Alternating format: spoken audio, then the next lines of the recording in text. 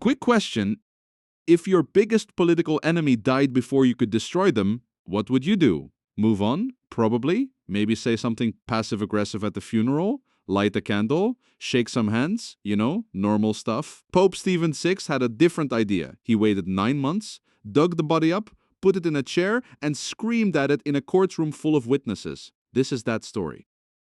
Now, before we get to the corpse in the chair, and we will get there, I promise, we need to talk about the Catholic Church in the year 897, because it was not doing great at all. See, we tend to think of the medieval Catholic Church as this enormous, stable, all-powerful institution. And eventually, sure, but in 897, the papacy was basically a reality TV show. In the 9th century, the Pope wasn't just a religious figure, he was a political one. Controlling the papacy meant controlling land, money, alliances, and the divine right of kings. Literally, who got to call themselves a legitimate ruler of Europe, which meant everybody wanted it. And when everybody wants one chair, well, people get creative about how they get it. Between 872 and 965 AD, the Catholic Church went through 24 popes in under 100 years. That's an average tenure of about 4 years. Modern popes get decades. These guys were lucky to survive winter. Some died of old age, some died of suspicious old age, some were strangled. One was suffocated with a pillow, one was thrown into the Tiber River. At least 2 were simply never heard from again. This is the world Pope Stephen VI was born into. And honestly, it explains a lot about what he did next. Let me introduce you to 2 popes, Pope Formosus and Pope Stephen VI. These 2 men hated each other, like deeply, personally, ecclesiastically, probably keeps you up at night, hated each other. We love to see petty drama in the highest office of the church. Now, Pope Formosus had a complicated reputation even while he was alive. He served as Pope from 891 to 896, and during that time, he made a decision that was going to haunt the church long after he was gone. Literally. See, Formosus had a habit of switching political sides depending on who was winning. Very practical man, not a very principled one. The big controversy was this. Formosus had previously crowned Lambert of Spoleto as Holy Roman Emperor. Lambert was the son of Guy of Spoleto, the most powerful man in Italy at the time. Crowning Lambert was essentially Formosus saying, yes, the Spoleto family gets to run things. Then Formosus changed his mind. Classic Formosus. He secretly invited a German king named Arnulf of Carinthia to come down to Italy, kick out the Spoletans, and become the new emperor instead. Arnulf showed up, fought his way to Rome. Formosus crowned him emperor in 896. Problem solved. New emperor, new power structure. Then Formosus died. April 4th, 896. Natural causes. Probably. And just like that, the Spoleto family was back in power. Lambert was furious. His mother, Ageltrude, who was, by all accounts, an absolutely terrifying woman, was even more furious. They needed someone on the papal throne who would undo everything Formosus had done, someone who hated Formosus enough to make it official. Enter Pope Stephen VI. Stephen was already not a fan of Formosus. Before Stephen became pope, Formosus had ordained him as a bishop, which sounds like a nice thing, except it was technically against church law at the time. You couldn't be ordained in one diocese and move to another. Formosus did it anyway because Formosus did what Formosus wanted. This had caused Stephen enormous embarrassment during his career. Okay, so this is personal and political.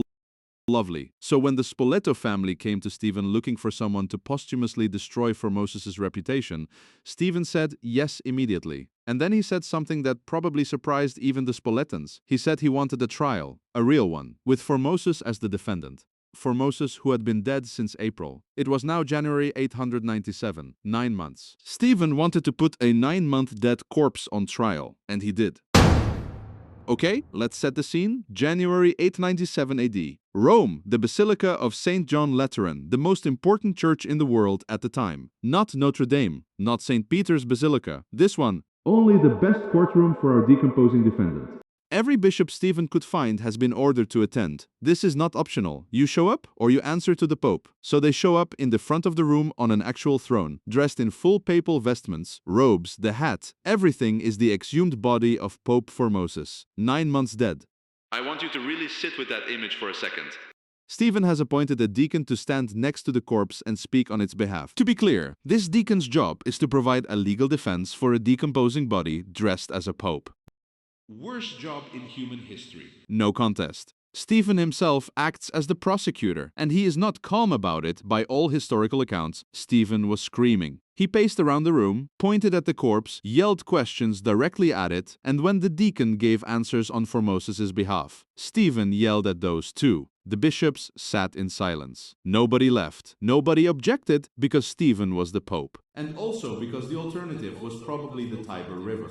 Now you might be wondering, what exactly were the charges? Good question. There were two main ones. Charge 1. Formosus had perjured himself. He had taken oaths he wasn't supposed to take and broken other ones. Charge 2, the big one. Formosus' ordination of priests and bishops had been illegal, because Formosus had technically been the bishop of Porto before becoming pope, and under church law you couldn't serve as bishop of two different dioceses, which meant, according to Stephen, everything Formosus had ever done as pope was invalid. Every ordination, every coronation, every political alliance. All of it null, void, illegal. This man wanted to retroactively delete an entire papacy from history, including, and this was the real point, the coronation of Arnulf of Carinthia, which would make Lambert of Spoleto the legitimate emperor again. See?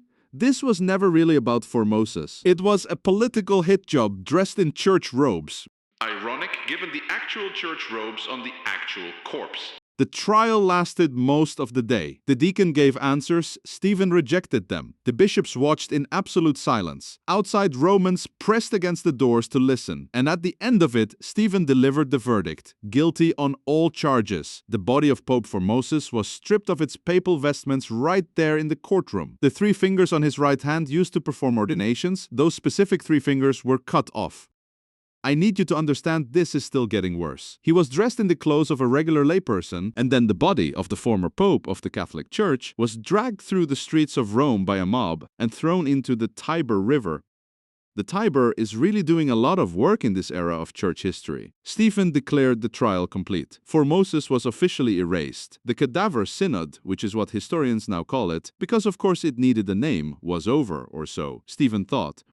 Rome did not react well, and I want to be clear, this is 897 AD Rome. These people had seen things: assassinations, riots, multiple popes thrown in rivers. They were not easily shocked. They were shocked. If medieval Romans thought you went too far, brother, you went too far. Popular outrage spread through the city almost immediately. People were horrified, not necessarily because they loved Formosus. Most of them had complicated feelings about him, same as everyone, but because what Stephen had done felt deeply, fundamentally wrong. You don't put a dead man on trial, you just don't. Turns out there are some lines even 897 AD has. There were riots in Rome. And then something remarkable happened. Somebody fished the body of Formosus out of the Tiber River. A group of monks, according to some accounts, quietly retrieved the body, gave it proper burial rites, and reburied it. Some accounts say he was buried twice, once in secret, once officially after things changed, because things were about to change very fast. Within months of the Cadaver Synod, Pope Stephen VI was arrested, not by a foreign power, not by an emperor, by Romans. His own people stripped him of his papal vestments, which feels extremely intentional given what he'd just done to Formosus, threw him in a prison cell and strangled him. Karma is not playing around today. Stephen's papacy lasted less than 2 years, but here's where it gets even more interesting. The church didn't just move on. The next several popes, and remember they were going through popes very quickly in this era, began systematically undoing everything Stephen had done. Pope Theodore II, who lasted exactly 20 days in office, managed to officially annul the Cadaver Synod before dying. 20 days, the man annulled an entire insane papal trial in 20 days, and then died. The most productive 20 days in papal history. Pope John IX went further. He held a proper synod, burned all the records of the Cadaver Synod, declared Formosus' papacy fully legitimate, and retroactively reinstated all the priests and bishops Formosus had ever ordained. Formosus was officially rehabilitated. Everything Stephen had done, all that screaming, all that digging, all that courtroom drama was declared null and void, which is historically delicious, because Stephen put Formosus on trial to erase him. And instead, what happened is this: Formosus' name survived. Stephen is remembered as the man who put a corpse on trial. history has a very specific sense of humor. The Cadaver Synod became one of the most infamous events in the history of the Catholic Church. Historians still study it, it gets written about, it gets referenced. Here we are talking about it in a history video 1200 years later. Formosus won. He just wasn't around to enjoy it.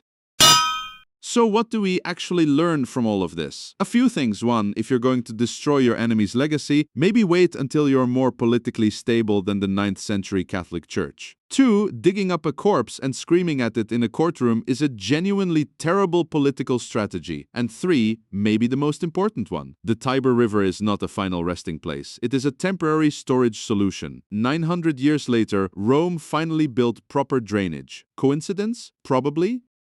Now look, I didn't tell you this story because the medieval church was uniquely evil. Every era has its version of this, powerful people doing unhinged things to hold on to power. The names change, the vestments change, the corpses change, the game stays the same. But every once in a while, history gives you a story so bizarre, so specific, so utterly human in its pettiness and ambition and desperation, that all you can do is stare at it and be oddly grateful it happened, because otherwise, who would believe you?